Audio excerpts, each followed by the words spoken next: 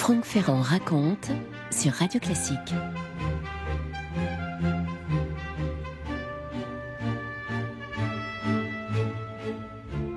Vous avez forcément vu cette photo un jour ou l'autre, c'est une des images tristes de notre histoire.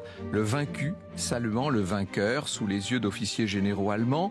De 3/4 d'eau sur la gauche, le vieux maréchal français serrant froidement la main sur la droite à un caporal allemand devenu le fureur de son peuple et présentant à l'objectif un regard carnassier à peu près dissimulé, il est vrai, par sa visière et présentant aussi la plus célèbre moustache du XXe siècle. Cette entrevue Pétain-Hitler a eu lieu le 24 octobre 1940 à la petite gare de Montoire dans le Loir-et-Cher, à l'époque donc en zone occupée, et c'est bien le chancelier de l'Empire vainqueur qui reçoit le chef d'un État vaincu. L'entrevue de Montoire a marqué l'entrée de la France de Vichy dans la voie de la collaboration avec l'Allemagne nazie. Mais comment ? Mais pourquoi ? C'est ce que je voudrais essayer d'établir aujourd'hui. Alors qu'on ne s'y trompe pas. C'est bien Pétain qui a souhaité voir Hitler. Il en a fait la demande expresse à la chancellerie du Reich dès la mi-septembre 1940 et il l'a publiquement fait savoir dans son message du 11 octobre.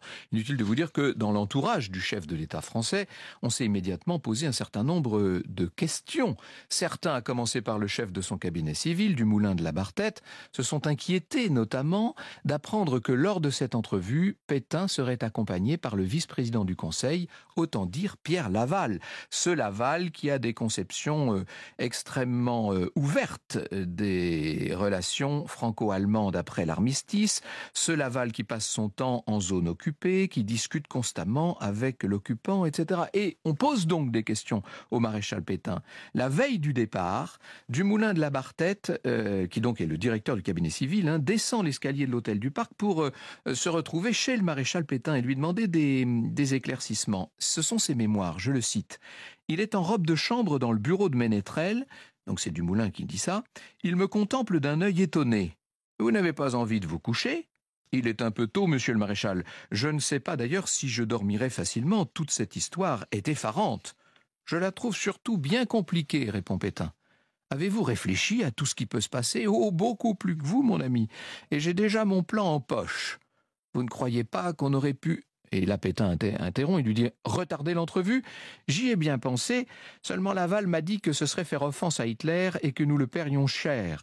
À quoi bon s'énerver d'ailleurs ? Ce serait la lutte du pot de terre contre le pot de fer. Nous ne sommes pas libres. Si le rendez-vous avait été fixé en Allemagne, je ne dis pas que je n'aurais pas pu freiner un peu. Mais en France, là, chez nous. Et Dumoulin conclut « Je le regarde longuement, une lueur furtive éclaire son regard. Il y a d'ailleurs des précédents, on ne vous a jamais parlé de Tilsit. » Et là, le maréchal Pétain fait référence à cette célèbre entrevue à Tilsit entre Napoléon Ier, vainqueur, et le tsar de Russie, vaincu. C'est vrai qu'il y a eu des précédents dans l'histoire. Est-ce que ce sont exactement les mêmes circonstances ? Sûrement pas. Toujours est-il qu'au petit matin du 24 octobre, alors qu'il fait gris, il y a même une sorte de crachin, toute la petite bande, Pétain, Laval, Ménétrel, Dumoulin, tout le monde s'en va. Le maréchal Pétain a revêtu un manteau qui n'est vraiment pas de la veille, une gabardine crasseuse, au point que son valet de chambre s'étonne. Il lui dit « Mais enfin, quand vous ferez vous faire un manteau, monsieur le maréchal ?» Et Pétain lui répond « Quand j'aurai beaucoup d'argent. » Franck Ferrand sur Radio Classique. Si du côté français, on ne comprend pas encore exactement ce que veut faire Pétain, du côté allemand, le plan d'Hitler, lui, est assez lisible. Son assaut direct sur l'Angleterre ayant échoué, il lui faut procéder à une attaque indirecte dont Göring a fait le plan et qui nécessite la collaboration de l'Espagne et de la France, raconte Pierre Bourget, citant d'ailleurs Robert Aron. D'abord, s'emparer de Gibraltar, opération dont nul ne met en doute que ce sera chose facile. Ensuite, traverser l'Afrique du Nord, se diriger vers Suez, de là par le sud, gagner Dakar qui commande toute la côte de l'Ouest africain et d'où on peut intercepter les transports britanniques qui empruntent la route du Cap. Pour n'avoir pas pu franchir les 30 km entre Calais et Douvres, La Wehrmacht est ainsi condamnée à parcourir des milliers de lieues à travers le continent africain, a écrit Robert Aron. Plan grandiose qui nécessite en ses débuts l'accord de l'Espagne pour attaquer Gibraltar par le territoire ibérique, celui de la France pour traverser l'Afrique du Nord. Il ne saurait être question de vouloir passer en force. Ce serait risquer que la totalité de l'Empire ne se rallie à De Gaulle et que la flotte ne reprenne lutte aux côtés des anglo-saxons. Et oui, le statut de la flotte française n'est pas encore décidé à l'époque. Donc Hitler a fixé son calendrier. Le 22 octobre, il va convoquer Laval à Montoire. C'est plus facile de parler avec le vice-président du Conseil, n'est-ce pas ? Ensuite, il ira voir à Hendaye, sur la frontière, il ira voir le Caudillo, il ira voir Franco. Et puis, une fois qu'il se sera mis Franco dans la poche, eh bien, le 24, il reviendra voir Pétain, qu'il aura mis dans son jeu. Et voilà donc ce qui est censé se passer. Alors, comment est-ce que cette entrevue de Montoire va se dérouler ? Le témoignage le plus net qu'on en ait, le plus impartial si vous voulez, c'est chez un Allemand qu'il faut aller le chercher. Il était ministre plénipotentiaire, proche de Ribbentrop. Il était l'interprète attitré d'Hitler dans les grandes occasions. C'est Paul Schmitt. Et voici son témoignage. Je cite donc cet interprète du ministère des Affaires étrangères allemand. En ce 24 octobre 1940, dans la nuit commençante sous la lumière indécise des falots éclairant le quai de la petite gare, il était difficile au premier regard de distinguer le vainqueur du vaincu. Bien droit malgré son grand âge, dans sa tenue toute simple, Pétain eut presque un geste de souverain en tendant la main au dictateur, tout en le fixant d'un œil inquisiteur glacial et pénétrant. Je savais toute la considération dont il jouissait auprès d'Hitler, de Göring et de beaucoup d'autres hautes personnalités nationales-socialistes. Il incarnait, pour la plupart des Allemands, les vertus militaires françaises, et ce sentiment pesa manifestement sur l'attitude qu'eut Hitler pour l'accueillir.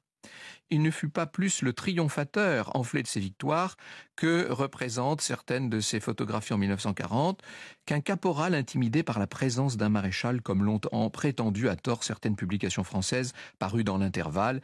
Il se comporta sans morgue et aussi sans raideur. Et notre interprète allemand conclut, précise, « Les deux hommes se serrèrent silencieusement la main, sans qu'un sourire vînt éclairer leur visage. En leur personne, la France et l'Allemagne semblaient s'affronter. » Franck Ferrand sur Radio Classique. Alors, ce qu'il y a de passionnant dans le témoignage que nous livre Paul Schmitt sur le voyage d'Hitler, non seulement à Montoire, mais aussi à Hendaye, c'est que justement, il nous raconte avant tout ce qui s'est passé avec Franco. Le train de Franco qui d'ailleurs avait du retard. Vous savez que en Espagne, il y a des histoires de changement d'écartement de voie, peu importe. Le train de Franco avait du retard et ça a permis à Hitler de se dégourdir les jambes pendant un moment au grand soleil d'Hendaye et d'expliquer ses intentions. Et ça, Paul Schmitt les a notées. Je veux essayer dans l'entretien avec Pétain de jeter les Français dans une guerre active contre l'Angleterre, dit Hitler. Vous voyez que son but, c'est véritablement de se mettre ce qui doit devenir des alliés, c'est-à-dire d'un côté les Espagnols et de l'autre côté les Français, dans la poche pour ensuite rattaquer l'Angleterre. Je ne peux donc exiger d'eux de semblables cessions de territoire sans compter que si un tel accord avec les Espagnols était connu, l'Empire français passerait probablement en bloc à De Gaulle. De quelle cession de territoire parle-t-il ? Eh bien, des colonies françaises que Franco demanderait en échange de sa collaboration immédiate avec Hitler. Alors, la réunion a lieu. Tout de suite, les deux dictateurs comprennent qu'ils ne sont pas du tout sur la même longueur d'onde. Ils n'ont ni le même tempérament, ni la même façon d'aborder les choses. Franco a une sorte de sang-froid. Il parle sur un ton fluet, quasiment chantant, nous dit Paul Schmitt, alors que en face, on a Hitler extrêmement nerveux, extrêmement cassant et qui a tendance à chercher ses mots. Il proposa à Franco de conclure une alliance immédiate et lui demanda d'entrer en guerre en 1941. Le 10 janvier, Gibraltar serait enlevé par les mêmes équipes spéciales qui s'étaient emparées près de Liège d'un fort important. Sans grand détour, Hitler offrit Gibraltar à l'Espagne ainsi que, par une formule vague, des territoires coloniaux en Afrique. Mais précisément par une formule vague, une formule que Franco va trouver visiblement beaucoup trop vague. L'Allemagne est-elle en mesure de fournir du blé ? Voilà la grande question que pose Franco à Hitler. Il lui faut plus de 100 000 tonnes de blé, sinon la situation alimentaire en Espagne risque de devenir extrêmement difficile, dit-il. Il lui faut également des armes modernes. D'autre part, précise Franco, l'orgueil espagnol n'accepterait pas de de se faire offrir Gibraltar en cadeau après sa conquête par des soldats étrangers. Il faut donc simplement donner aux Espagnols les moyens de s'en rendre les maîtres. Je cite Paul Schmitt. Hitler commença à devenir de plus en plus inquiet. L'entretien lui portait manifestement sur les nerfs. Il se leva même à un moment en déclarant qu'il était inutile de continuer à discuter, mais se rassit aussitôt et reprit ses tentatives pour faire changer d'avis à Franco. Celui-ci se déclara prêt à conclure un traité, mais avec de telles conditions relativement au ravitaillement, à l'armement, ainsi qu'au moment de son intervention active, que cet accord n'était plus qu'une façade derrière laquelle il n'y avait rien. Bref, les pourparlers au sommet sont interrompus et désormais, ce sont les diplomates qui vont s'occuper de l'affaire. Alors, vous savez comment ça se passe dans ce genre de circonstances, évidemment. On s'assied autour d'une table, on commence à discutailler, ça n'en finit plus. Hitler, de toute façon, est déjà parti, puisque lui a rendez-vous avec Pétain à Montoire. On sait qu'Hitler était particulièrement mécontent de cet entretien avec Franco et qu'il aurait dit qu'il préférait 10 séances chez son dentiste que de revoir une seule fois le dictateur espagnol. Bref, pendant ce temps, Paul Schmitt est avec Ribbentrop en train de discuter avec les diplomates espagnols et puis par avion, il finit par regagner Tours et de là, par voiture, Montoire. Bref, dit-il, on nous amena sains et saufs, nous étions auprès d'Hitler juste à temps quand le maréchal Pétain s'est présenté. Alors, l'arrivée de Pétain, Paul Schmitt nous l'a décrite tout à l'heure. Voilà maintenant ce qui s'est dit entre ces hommes. Parce que ce qu'il y a d'extraordinaire avec Schmitt, c'est qu'il était l'interprète d'Hitler. Donc il a participé à l'entretien. Hitler, nous dit-il, commença par ce préambule. « Je regrette, monsieur le maréchal, que nous nous rencontrions dans de pareilles circonstances. Personnellement, je le sais, vous n'avez pas voulu cette guerre, déclarée par un gouvernement français aux ordres de l'Angleterre, et ne portez point la responsabilité. La France a été vaincue. » Pétain ne réagit absolument pas. Je suis certain, poursuit Hitler, c'est ce qu'il avait déjà dit d'ailleurs à Franco 2 jours plus tôt, je suis certain de vaincre également l'Angleterre bientôt. Nous avons déjà gagné la guerre. C'est exactement les propos qu'il avait tenus à Hendaye. L'Angleterre est battue, il faudra tôt ou tard qu'elle en convienne. Et puis il ajoute, il est évident que quelqu'un doit payer les frais de cette guerre perdue. Ce ne peut être que la France ou l'Angleterre. Si c'est cette dernière, la France pourra reprendre en Europe la place qui lui revient et conserver pleinement sa situation de puissance coloniale. Formule un peu vague. Et d'ailleurs, on voit que Pierre Laval, à ce moment-là, tend le coup. Il est peut-être encore plus que le maréchal Pétain conscient du caractère vague des pseudo-promesses que peut faire Hitler. Je cite de nouveau Paul Schmitt. Pétain observait le silence, mais à l'attention avec laquelle il écoutait ma traduction, je me rendais bien compte qu'il suivait les déclarations d'Hitler avec le plus vif intérêt, sous son apparence glaciale, presque absente. Laval, par contre, manifestait plus de nervosité, essayant de deviner les pensées des 2 hommes. L'énergie avec laquelle la flotte française s'est défendue à Merz-el-Kébir sans reculer devant de graves pertes en hommes et en matériel a fortement impressionné l'Allemagne, dit Hitler. La France continuera-t-elle à défendre son empire colonial contre toute attaque comme elle l'a fait à Dakar? Est-elle prête à reconquérir les territoires passés à la dissidence du général de Gaulle? Et là encore, on attend la réponse du maréchal Pétain, et Pétain ne répond pas. Hitler redemande avec insistance ce que ferait la France si l'Angleterre l'attaquait de nouveau. Et le maréchal, à ce moment-là, déclare que son pays a trop souffert moralement et matériellement pour se lancer dans un nouveau conflit. Bref, on se rend compte petit à petit que l'entretien entre Pétain et Hitler n'est pas beaucoup plus favorable à ce dernier que ne l'avait été l'entretien à Hendaye avec Franco. Et voilà ce que dit le maréchal Pétain. « Jamais une paix de représailles n'a eu de valeur durable dans l'histoire. » Il n'a pas parlé beaucoup, mais il a dit ça. « Je ne veux pas de paix de représailles, dit Hitler. Je suis prêt au contraire à favoriser la France. Ce que je veux, c'est une paix basée sur une entente mutuelle garantissant la paix européenne pour plusieurs siècles. Mais je ne le puis que si la France est décidée à m'aider à battre les Anglais. » Et à ce moment-là, Pétain demande à Hitler comment il envisage le traité de paix définitif pour que la France connût clairement son destin et que les 2 millions de prisonniers puissent revenir le plus tôt possible dans leur famille.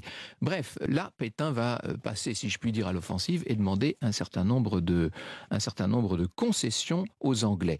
Je m'attendais à voir Hitler, nous dit Schmitt, devant l'attitude négative du maréchal français, rejeter sur le champ toutes les demandes qu'il lui faisait.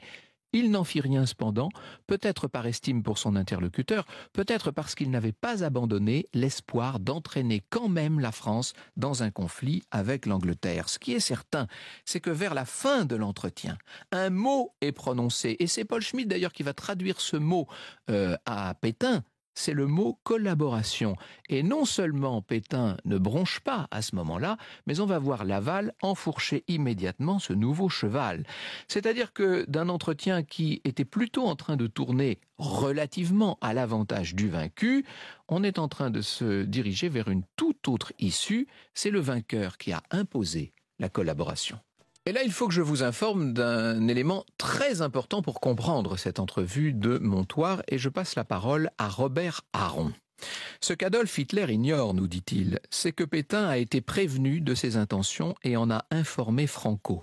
Dans la seconde quinzaine de septembre, l'ambassadeur du Japon à Vichy, M. Renzo Sawada, a fait le voyage de Berlin pour assister aux préliminaires du pacte tripartite entre l'Allemagne, l'Italie et le Japon. En compagnie de son collègue de Berlin, il a donc vu Adolf Hitler qui, dans l'euphorie d'un tel événement, relate, l'amiral Ferney, c'est donc par Ferney qu'on sait ça, confie aux deux diplomates ses plans concernant l'Espagne et l'Afrique du Nord. De retour à Vichy, nous dit Aron, Sawada, ami sincère de la France, fait confidence à Fonck, Fonck c'est le grand aviateur de 14-18, René Fonck, de ce qu'il a entendu. Celui-ci lui ménage le vendredi 27 septembre une entrevue avec Pétain. Immédiatement, le maréchal convoque l'ambassadeur d'Espagne, M. de Lequerica, et le charge en grand secret de mettre Franco au courant. Le diplomate part pour Madrid, en revient 4 jours plus tard. Au nom du Caudillo, il remercie le chef de l'État français et l'assure que l'Espagne refusera, ou plutôt esquivera, le passage des troupes allemandes. Et voilà, il y avait cette entente entre Franco et Pétain pour, en quelque sorte, ne pas faciliter la tâche à Hitler. Le maréchal Pétain avait mené sa diplomatie avec l'idée de faire desserrer le blocus britannique, parce que les stocks sur lesquels la France vivait étaient en train de s'épuiser. Il voulait garder l'Empire et la flotte de toute attaque, préserver l'unité de l'Empire, bien entendu, obtenir les concessions de l'occupant sur l'assouplissement de la ligne de démarcation, sur la réduction des indemnités d'occupation qui étaient extrêmement lourdes et sur le retour des prisonniers, très important. Il y avait aussi la question du statut du Nord et de l'Alsace-Lorraine. Bref, Pétain savait exactement ce qu'il voulait. Et il a fait connaître donc le 15 septembre à Hitler, par l'intermédiaire de Fonck, sa volonté de le rencontrer. Et comme ça coïncidait avec le plan qu'Hitler avait lui-même concernant l'Espagne et la France, on comprend pourquoi le Führer a accepté cette entrevue. Voilà ce qui s'est passé au fond de cette histoire. Franck Ferrand sur Radio Classique. Alors à la sortie parce que Dumoulin de la Barthette n'a pas assisté à l'entretien, lui, à Montoire, mais il demande le soir même au maréchal Pétain, êtes-vous content, monsieur le maréchal ? Pas mal, répond Pétain. J'avais peur de 2 choses, de manquer d'assurance d'abord, je n'en ai pas manqué, lui non plus d'ailleurs, et puis d'en dire trop. Mais je suis resté en deçà de la ligne que je m'étais tracée avec le général Huntzinger, qui était le plénipotentiaire français qui avait signé l'armistice au passage. Vous n'avez pas pris d'engagement immédiat, demande Dumoulin de la Barthette. Non, aucun, eux non plus. C'était une simple conversation de principe, un tour d'horizon politique, comme dit l'Auvergnat. Oui, sauf que il va falloir expliquer aux Français cet entretien de Montoire qui a eu lieu le 24. Et voilà pourquoi il y a ce fameux discours du 30 octobre 1940, dans lequel le maréchal Pétain dit ceci à la radio. « Celui qui a pris en main les destinées de la France a le devoir de créer l'atmosphère la plus favorable à la sauvegarde des intérêts du pays. C'est dans l'honneur et pour maintenir l'unité française, une unité de 10 siècles, dans le cadre d'une activité constructive du nouvel ordre européen, que j'entre aujourd'hui dans la voie de la collaboration. » Le mot est prononcé, la voie est tracée, elle est ouverte. C'est ça le grand échec de Pétain dans cette affaire. On peut dire que une forme assez maîtrisée dans cette affaire a été complètement dominante, a primé, a éclipsé un fond nébuleux. Franck Ferrand sur Radio Classique. Et puis, il y a une chose que je ne vous ai pas dite, c'est que le 20 septembre, je dis bien le 20 septembre, c'est-à-dire un petit peu plus d'1 mois avant l'entrevue de Montoire, le maréchal Pétain reçoit le professeur Rougier, qui doit se rendre à Londres pour discuter du blocus, et il élargit nettement sa mission, qui est une mission officieuse, bien entendu, officiellement il n'y a pas de mission. Comme les accords Rougier vont être ignorés du public néanmoins, c'est l'autre aspect qui va rester dans l'histoire, c'est l'autre aspect qui va marquer les mémoires, c'est-à-dire l'entrevue de Montoire et la collaboration. Si vous voulez creuser cette question et aller plus loin, notamment sur les liaisons, les relations entre le régime de Vichy et le gouvernement de Winston Churchill, il y a un livre passionnant de Pierre Abramovici qui vient de paraître et qui s'appelle « Londres-Vichy, liaison clandestine » aux éditions du Nouveau Monde.